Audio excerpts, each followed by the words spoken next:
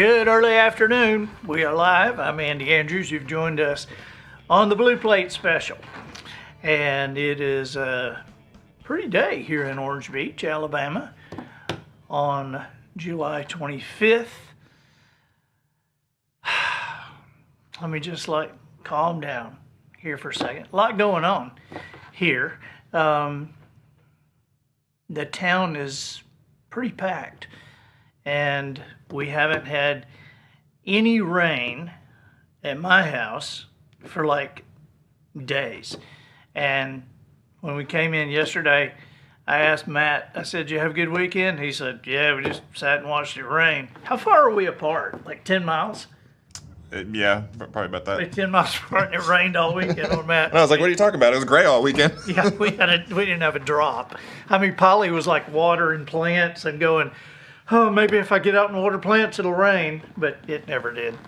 It never did. Well, anybody on today? I'm not seeing. Apologize. Wasn't Heather Olson? Didn't I see her? There she is. Yeah. Hey, Heather Olson. How are you doing? You shared in Utah. Good, good. Well, yeah, I hope everybody stays cool today, too. Martin Simmons, Gomer says hey, from Milton, Florida. From the Andy Griffith Rerun Watchers Club chapter named 92. 92. You're the president. Wow, that's very cool. Donald Nevlin Perry from Belleville, Ontario, Canada. Judas DeWitt, Spokane Valley. 80 degrees there, huh? Wow. Dina Kilpatrick, hey everyone, you shared. Thank you very much for sharing to Facebook. And Dorothy Jones, you are in Byron, Georgia. Yes, you are. We got a great show today. Elaine Pennell, we have a great show. We're going to do some examination, some animal examination. We're going to examine some animal facts. Christy Wood, hey.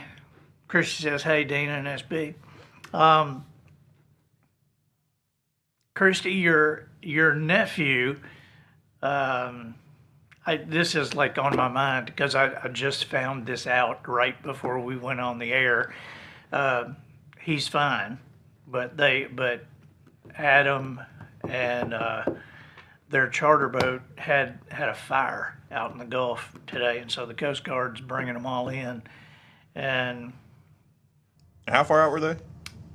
Well, they were 12 miles when I heard from them. I don't know how far out they were with the fire, but the boats being left out there, that's how serious it was. So, but everybody's okay. And anyway, that's kind of why I'm kind of not real focused right now. That news came in, but Austin called me from Memphis and said that he had talked to Adam, and Adam's cell service, his battery's going out, and Austin called Polly and me and just said, hey, everything's okay, but here's what's going on. John Mason Smith. Am I interrupting your Gene McDonald playlist? Man, that is a great podcast, isn't it?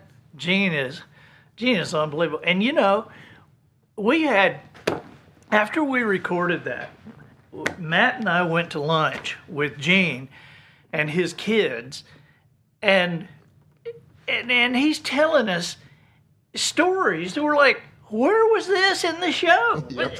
You got these stories you're telling us over lunch. Like auditioning one time for Bill Gaither, and Bill Gaither saying, you got a nice voice, but you're just not low enough. You're just not low enough. And so he didn't get put in whatever Bill was auditioning for. And then years later, obviously this is the go-to guy. Dave Timmons, hey buddy, you're with grandkids. It's hard to connect you being a grandparent. You just seem so young to me. Nancy Bergen from Monte Vista, Colorado. I'm glad you love the Blue Plate special. We have a good time doing it. We need more people to watch it. Dorothy Jones reading the Notice of Returns and enjoying it. Good, good, good. I was just at the Grand Hotel the other day and was walking around there looking, remembering all that happened in the Notice of Returns. Okay, you ready? Are you ready to go? We're gonna go over animal facts known by few. Now, you may know some of these, but probably you're not going to know all of them, and we would appreciate your comments on these, whatever you would like to participate with. But I've got 25 facts that I've gathered here. 25 facts that seemed very odd to me or something that we ought to know. Number one, this is an easy one. There are more than 350 different breeds of dogs worldwide. Now, I should have checked to see how many AKC dogs, how many breeds of dogs the American Kennel Club has, because there are dogs that we know that are not AKC, like a Feist. You know what a Feist is? I don't. You don't? No. There's a city boy for you. A Feist is just a little bit, they look like big Chihuahuas and Jack Russell Terrier mix with a little Doberman Pinscher in them, but they're about this tall, and they're squirrel dogs. Interesting. A Feist. You know, 350 different. This just shows how many dog breeds I know, because I would have probably been like 80, maybe 80, 100 dogs. Breeds, 350, that's nuts. I can kind of see that too. You know, but I started reading the list, and there were dog breeds I'd never even heard of. Oh, that makes me feel better. Yeah, yeah. All right, number 2. 3 dogs survived the sinking of the Titanic. How about that? 3 dogs. And their owners all died, and all 3 were adopted by one lady who named the 3 dogs Ty, Tan, and Nick. You don't believe that? No. Yeah, I made that up. But I do think they probably did the doggy paddle to get out of there. They did the dog paddle. But I thought Ty, Tan, and Nick, and the little old lady that adopted them. Okay. And number 3. Hey, Tammy Nance. Number 3. Most domestic dogs are capable of reaching speeds of up to about 19 miles per hour when running at full speed. I guess that's an average. I guess we're putting Yorkies in there and Great Danes, but so on average, you're not going to outrun a dog. Yeah, on average, you're not going to outrun a dog. But the Greyhound is the fastest dog, and a Greyhound can go from 0 to 35 in 4 seconds. Wow. How about that? Of course, when they're a year and a half old, you have to adopt them because they can't run but 30 miles an hour then, and evidently they're worthless at that point. We have somebody who lives on our street that I see walking 2 Greyhounds every day, and those dogs, their heads are down. They keep their heads down, their tails in, and it looks like, yeah, any second, if this lady lets me off this leash, I'll be going 35 miles. Yeah, they are. I growing up, I had a friend that had 2 Greyhounds, and they are the most skittish dog. Like, they will spook at just anything. And then I remember they'd sometimes get out of the house. I mean, you couldn't catch them. They're so fast and so scared. Well, they can't be really smart dogs because they're chasing a metal rabbit, so they can't be. Yeah. I mean, you like train them to run with a left turn, I guess. My sister Christy says that Feists are great squirrel dogs, just like her. Christy was my squirrel dog when we were little kids. She was. She was. I would hunt squirrels with my pellet gun. I was like 10, 11 years old. Chrissy was 5 or 6. And she would go with me. And you know, squirrels will try to hide on the other side of the tree from you. You know, if you walk here, the squirrel's staying like this. And so if we saw a squirrel and it was hiding on the other side of the tree, Christy, my squirrel dog, would start easing around. I would stay still, and Christy would start easing around the tree, and the squirrel would lock onto her, and the squirrel would come around to my side, and I'd shoot him. Very smart. And then my squirrel dog would retrieve it. Christy would bring me the squirrel in her mouth and sit. Not really, not really. But she would pick them up, just not with her mouth. Number 5, cats spend 30% of their waking hours grooming themselves. Okay, now, I've got to say this.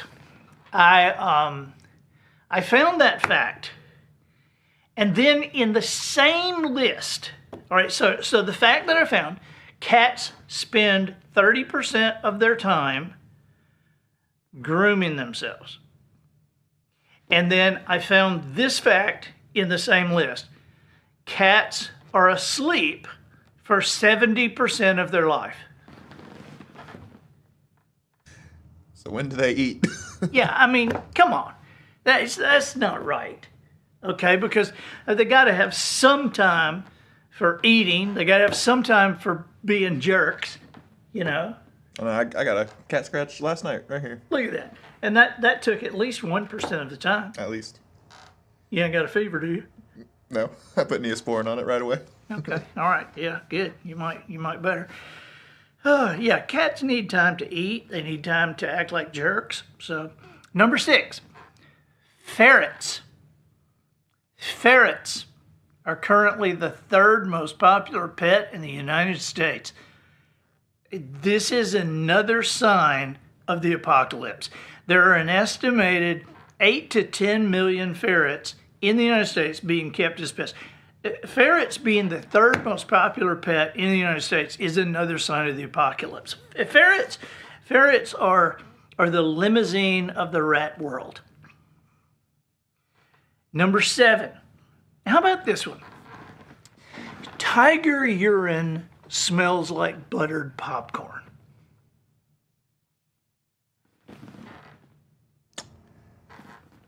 Now,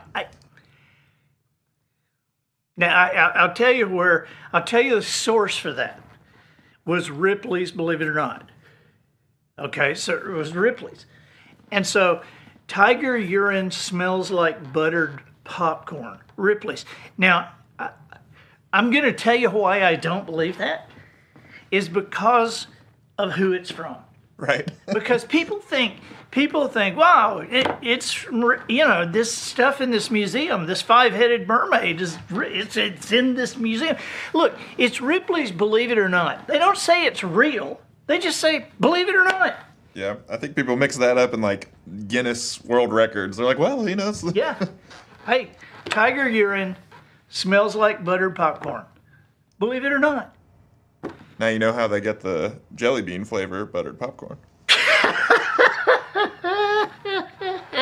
That's very good. Number 8. Turtles survive winter by breathing through their... Hey, well, let me do that again. I just want to get this right. Number 8. Turtles survive winter by breathing through their butts.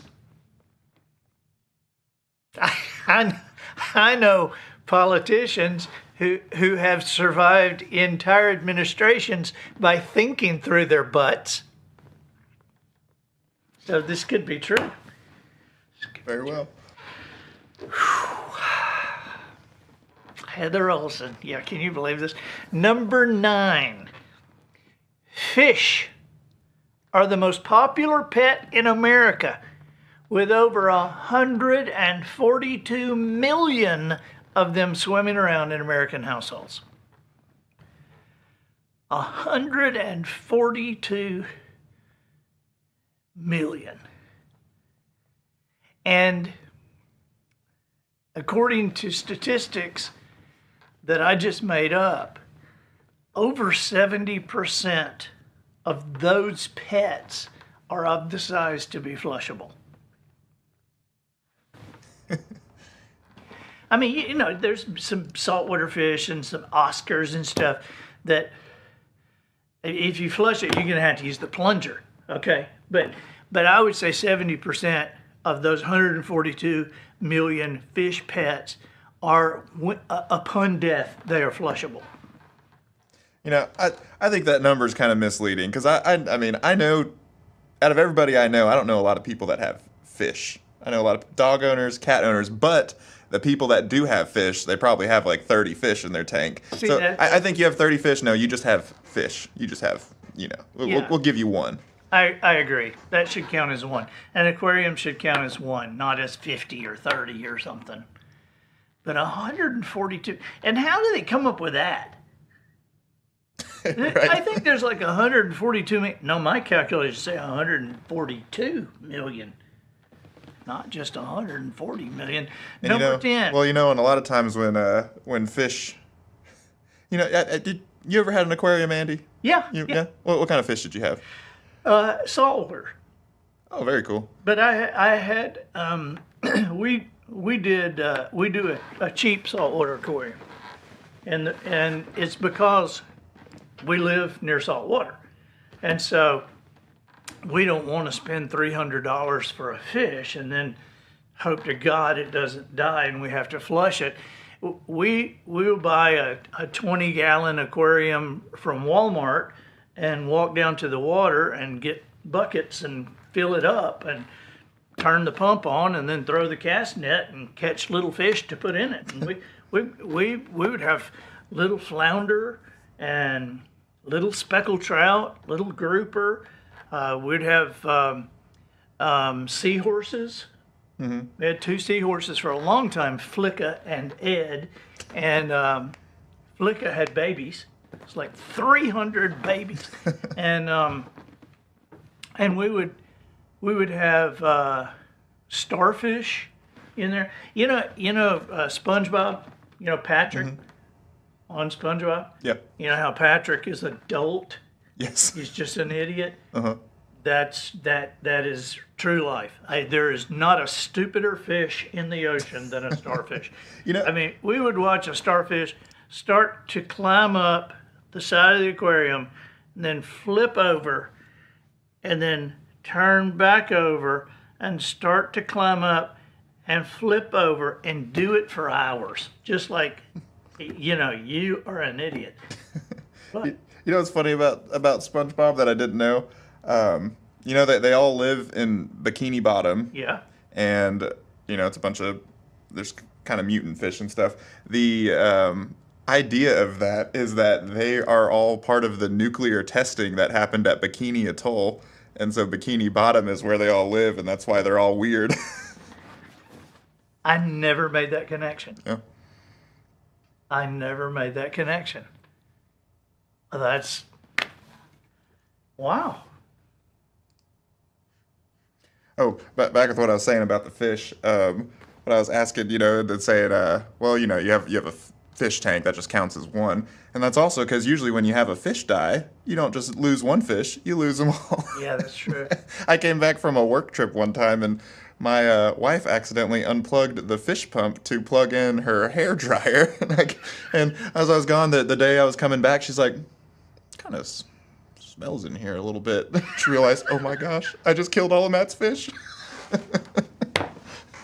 Oh, because she, you know, if she'd have just dropped the hair dryer in, she could have killed them all at once. Yeah, right. They wouldn't have had to, like, slowly suffocate. Slowly suffocate.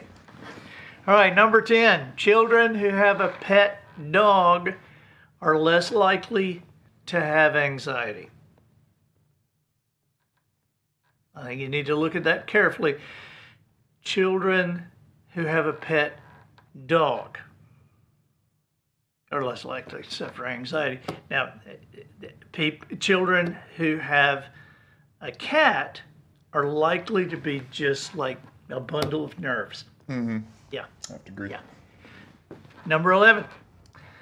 koala bears have fingerprints that are strikingly similar to humans. In fact, they are so similar that when it comes to the distinctive loops and arches, that in Australia, police fear that criminal investigations may be hampered by koala prints. I think some innocent. And so that makes me think that any koalas who intend to commit crimes would be wise to do so wearing gloves. Just a little advice for the koalas. I wonder if there's been any innocent people that have gone away because of koala prints that match theirs. I think so. I think there's been some that have gone to the electric chair because of koalas. And koalas just laughed all the way. Okay, I'm going to title number 12, How Hard Can They Bite? You know, there's a pounds per square inch, a meter. Now, I don't know who judges this, but evidently some scientists have judged it. A human, you see how that can be judged. A human can bite around 160 pounds per square inch. Okay, so think about that. Think about how hard you could bite. I mean, you could bite somebody's finger off at 160 pounds. All right. Now, curiously, a house cat can only bite 70 pounds per square inch. I would have thought that a German Shepherd would have been way higher than a human at 160, but a German Shepherd is 350 pounds per square inch. And the dog with the hardest bite is the English Mastiff, 550. Man, that's more than a bulldog. Wow. 550. But get this, grizzly bears have a bite force of over 1,160 pounds per square inch. That means that a grizzly bear can literally crush a bowling ball between its jaws. And think about how similar a bowling ball is to your head. A bull shark, which Adam's caught a ton of bull sharks. A bull shark has a 1,400 pound per square inch bite. Dorothy Melvin, I'm sorry you missed the beginning of this too, but you can go back, can't you? You can go back. Dorothy, this show is funny. I'm just telling you. I mean, it's not as funny as we all used to be. Dorothy was Joan Rivers' road manager. And so Dorothy is my buddy. And Dorothy, you are still in Israel, right? Just let me know. And let me know that you're safe. But thank you for watching. Okay, number 13, Dorothy. This is going to be funny from here on out, just for you. Number 13, there are now more doodle dog breeds than all other dog breeds put together. I don't know if that's true, but it certainly seems that way. I just made that up. But it seems that way, doesn't it? Yeah, fooled me. I mean, it does. It just seems like there's... I mean, because at first people did Labradoodles. And then it was Golden Doodles. And then there are Aussie Doodles and Mountain Doodles and Beagle Doodles, you know. And I think, there's the Cocker Spaniel Poodle mix as a cockadoodle, but scientists have put some chicken DNA in that and made a cockadoodle do. That's so stupid, but it's true. It's true, and I think my suggestion is that somebody come up with a double doodle, which is a male poodle bred to a female poodle, which would be a double doodle. Number 14, zebra urine smells like banana pudding. Ripley's, believe it or not, zebra urine smells like banana pudding. Not saying it's true, just saying, believe it or not. I actually made that one. I was wondering. Yeah, I mean, well, I didn't make up the tiger urine one. The tiger urine smells like buttered popcorn. You know, but I did make up the zebra urine smells like banana pudding. Banana pudding's come up a little bit. I think you've been wanting someone to make you some banana pudding. Yeah, but I don't want the zebra urine kind. Okay, number 15. Ravens are masters of deception. A 2002 study published in Animal Behavior found that these tricky birds have the ability to deceive. A raven. Who'd have thought it? A master of deception. Even Edgar Allan Poe was deceived because the raven actually said, "Never mind." But it would ruin the whole poem. Quoth the raven, "Never mind." Number 16. While many scientists believe that tool use among dolphins is a relatively new phenomenon, a 2017 study published in Biology magazine suggests that otters may have been using tools for millions of years. Sea otters today frequently use rocks to break open well-armored prey such as clams and oysters, and so they actually use rocks as tools. And there is evidence that the sea otters in the Northwest, in the Northern Pacific, that the sea otters there are actually using power drills and chainsaws.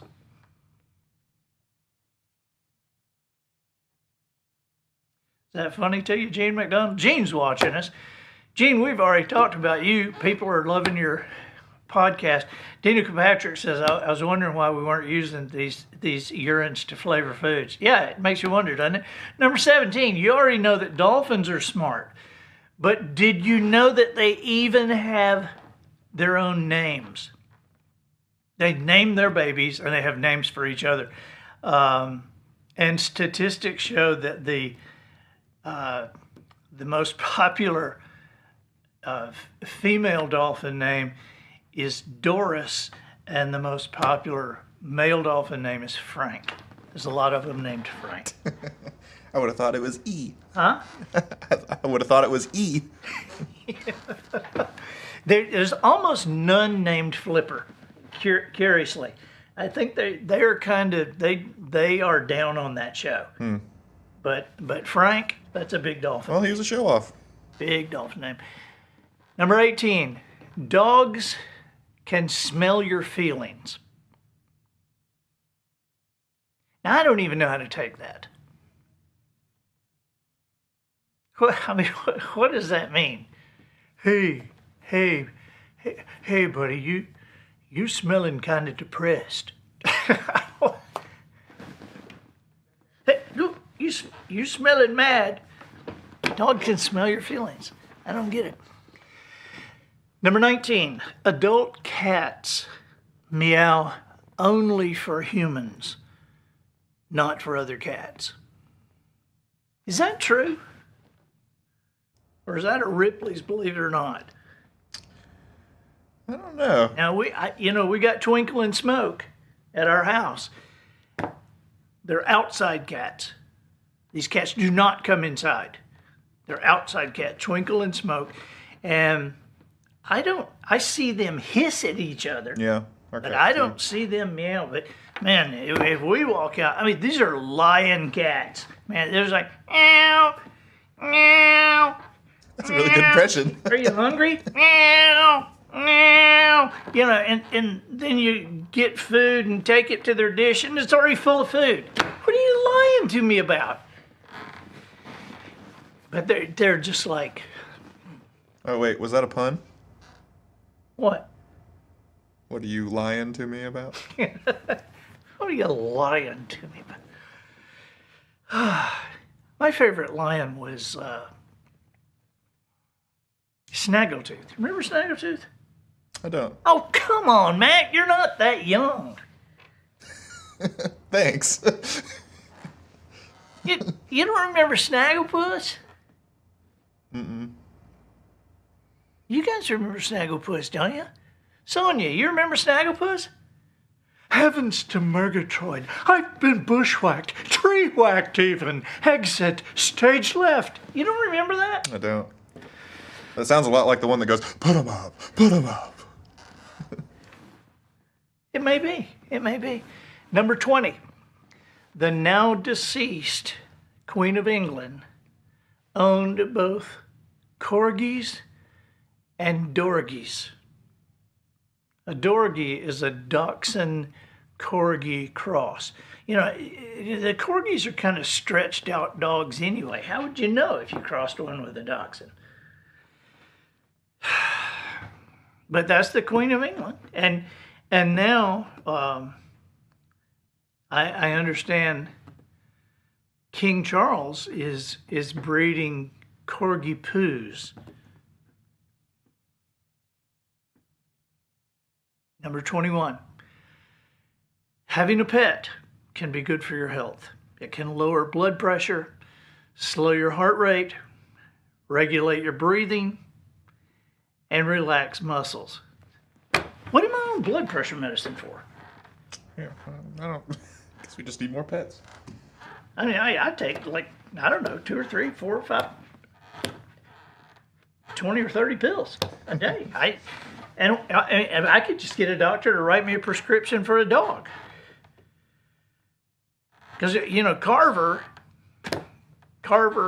passed away.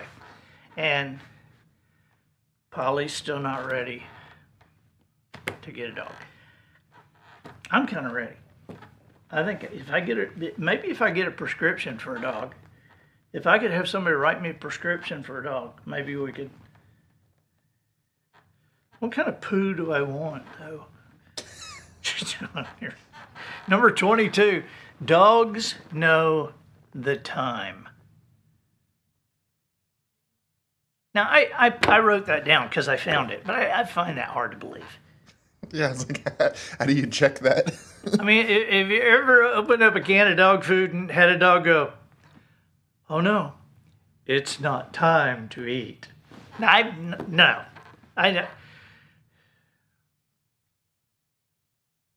I mean, it's time to go to the bathroom. It's time to eat.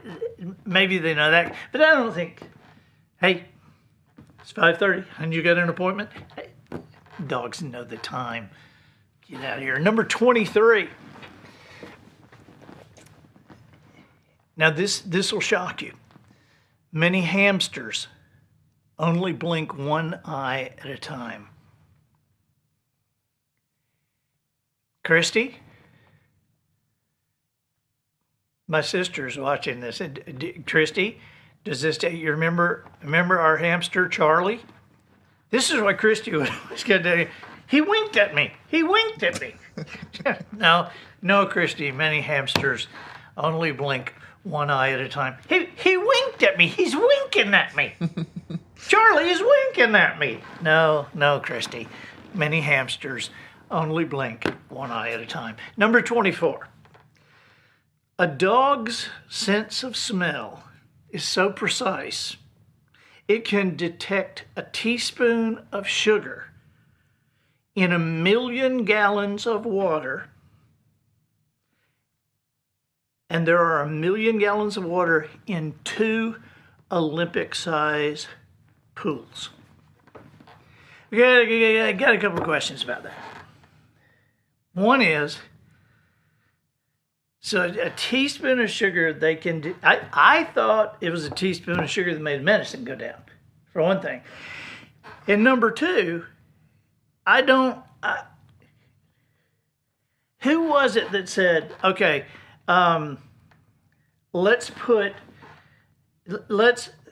combine the water in these two Olympic pools. And first of all, how are you going to do that? And then put some sugar in it, and let's see. The dog would probably walk up and go, "It's 4:33." I don't know. I don't know, but I don't get that one. I don't get how you can tell that. I'm sure someone turned testing that into a $100,000 bonus for them. Yeah. From a foundation. Yeah, grant from the government. Grant from the government. Number 25, and the last amazing animal fact: hyena urine smells like chicken and dumplings.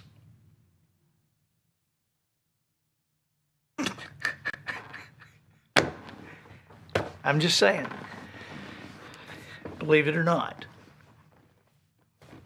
Doesn't matter to us or Ripley's.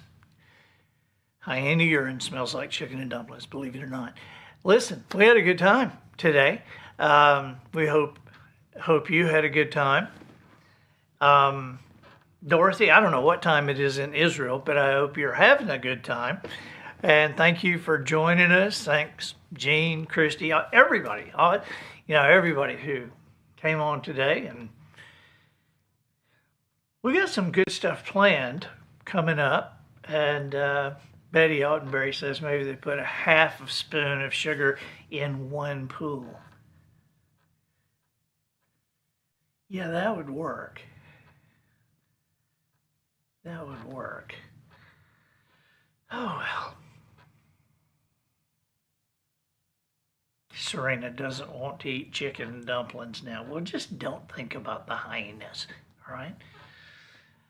Dorothy says it's nearly 9 p.m. and it was fun. Thank you for joining us, Dorothy. You are still the best. All right, you guys. We'll see you next time. Bye-bye.